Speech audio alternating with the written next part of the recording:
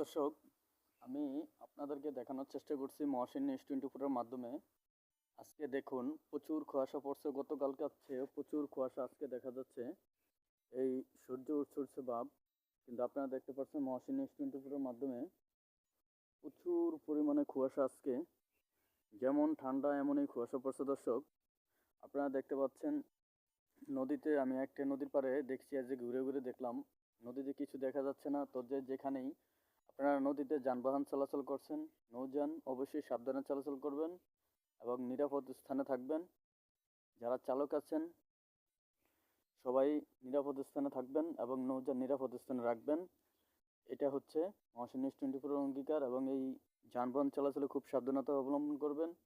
বিশেষ করে এই কুয়াশা দিয়ে যানবাহন না চলাচলই ভালো। তবে মনে রাখবেন, একটি দুর্ঘটনা সারা জীবনের কান্না। বিশেষ করে এই কুয়াশা দিয়ে নৌযান না চলাচল করাই ভালো। তো দেখতে থাকুন মহাশূন্য S24। অবশ্যই লাইক, কমেন্ট, শেয়ার করবেন। মহাশূন্য S24 এর সাথে থাকবেন। সবাইকে ধন্যবাদ।